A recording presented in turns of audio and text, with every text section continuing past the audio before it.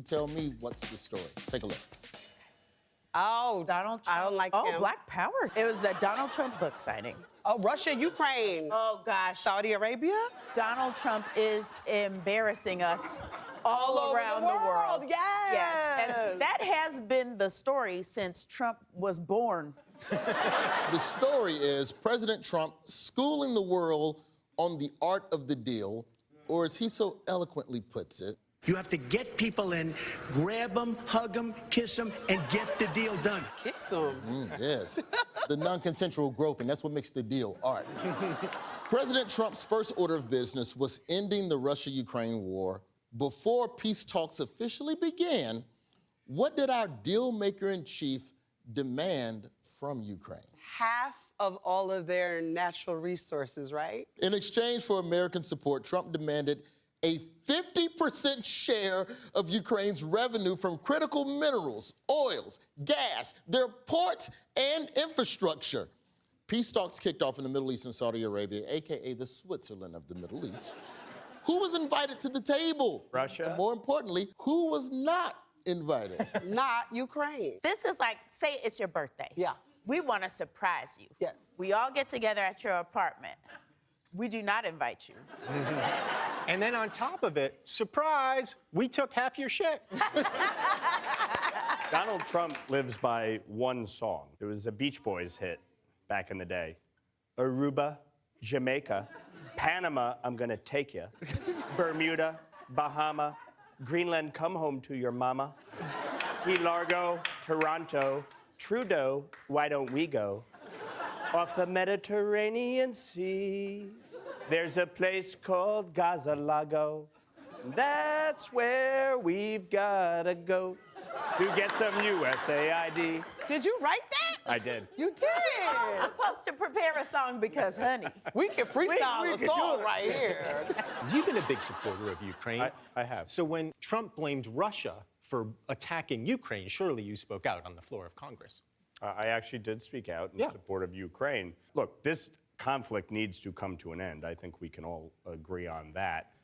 And Ukraine should have been at the negotiating table and should be as we move forward.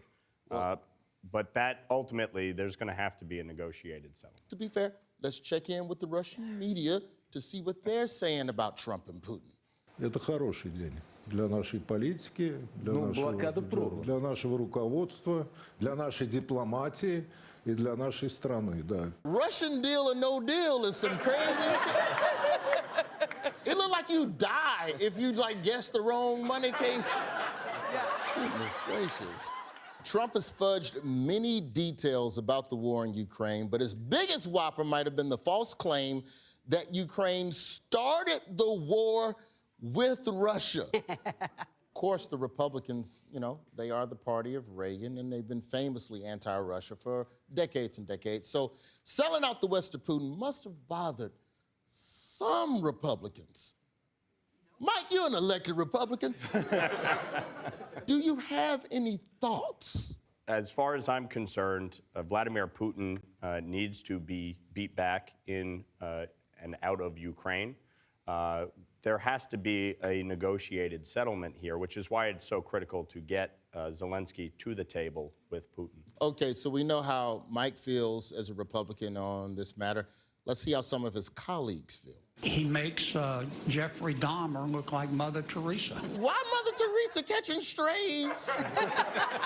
So now we know what they're saying, but what are they gonna do about it, Mike Lawler?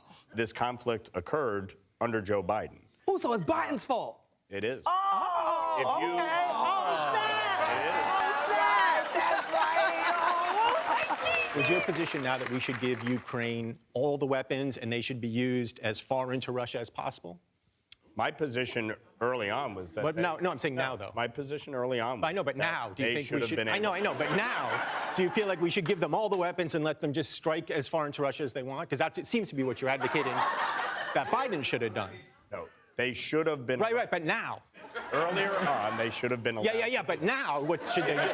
No, in the current environment, they're in a very weakened position. Are they on the same team? Apparently not. Why is Europe so concerned? Trump and his administration are giving every indication that they're going to abandon Europe and abandon our commitments to NATO. How do you feel about that? No, I don't think they're abandoning our commitment to NATO. They've said they're going I think the objective, respectfully, the objective is obviously to have NATO allies pick up more of the slack. Oh, they got to kick in. Okay. The art of the deal. We just call it, you got to kick in. You got to put 5 on it. You could have just said kick in. I'm teaching you how to talk shorter, like a Congress. Next time somebody asks you this question on the Hill, you just go to the motherfuckers and kick in. They gotta kick in. I got it. I'm not saying I agree with you. I'm just giving you the short way to, get to the shit. Got it. Kick in. We'll work on pronunciation later. That was good. That was good. Europe is on edge because sources close to the Kremlin reported that Trump has given Putin carte blanche to attack London, Paris, or Brussels. But don't panic. It's not like they literally said that. Мы действительно можем вмочить и по Брюсселю, и по Лондону. Мне нравится ход И по Парижу. Emily, girl, you need to leave Paris right now. Team White, assuming you're still a team. We're still a team. Watch the clips and tell me what's the story. That's a flag. I don't know of what. Taking a sledgehammer, some shit. Oh, somebody got fired. Oh, yeah. Bird flu and a nuclear bomb. Yeah. And we're erasing people. And then this guy's got rehired. Yeah. So this is obviously all the federal workers that have been cut, by Elon Musk and his team of incels. And amid massive cuts across a wide range of agencies last week, Elon fired 350 employees from the NNSA. Do we know what the NNSA stands for? Not now, stupid ass.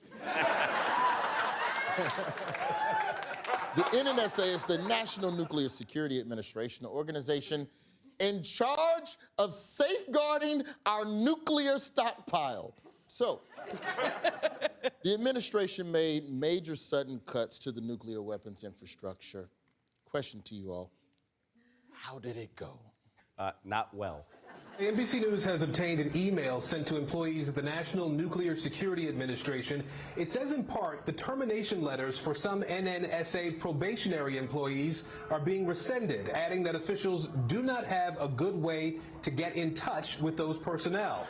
Thankfully, we have people in charge. They've given a perfectly reasonable explanation for this.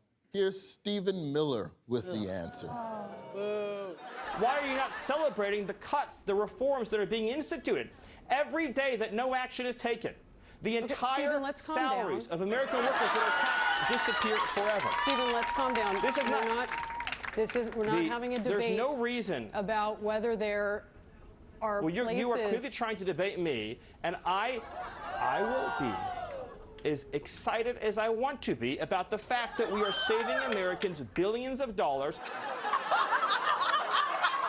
Now, these sweeping and indiscriminate cuts are also having an effect on America's leisure time. Question, does anyone know which uniquely qualified staffer Elon and the Doge boys fired from Yosemite National Park? I think it was the locksmith who is the only guy who knows how to unlock the restrooms at Yosemite. Points. No!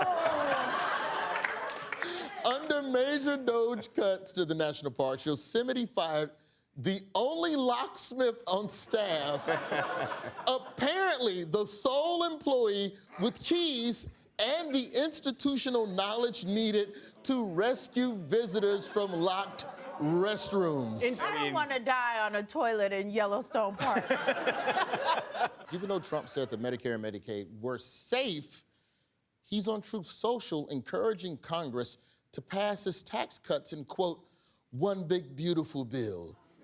But Mike Johnson's new House budget, which will make that possible, calls for around $880 billion in cuts to Medicaid. So, Mike, we got you here. Which is it? Is Medicaid safe or is Medicaid going down? Trump or Johnson? Who's your daddy? There are many of us, myself included, who will not cut Medicaid benefits to our constituents, period. So when that bill comes to the floor and there's even $1 in Medicaid cuts, you vote? Well, we're not cutting Medicaid. Right, but I'm saying, but when that bill comes to the floor... If it has Medicaid cuts now. Right. If there are even $1 Medicaid cuts, you're a no. On benefits. If you are eliminating any type of fraud or waste or abuse, that's fine. But benefits to beneficiaries, no. You understand that Elon and Trump are claiming waste, fraud, and abuse where there is none. So when the bill comes and there's $1 to cuts in Medicaid, you're a no. I will not cut Medicaid benefits, no. Right, so you're a no if there's even $1 in cuts to Medicaid. Very good. Damn it, he was doing so good. Well, because you're giving me politician doublespeak, and it's I'm not giving you doublespeak. You are, it's bullshit. You're No, just saying. Way more complicated than you want to make it. It's not complicated. We'll be right back.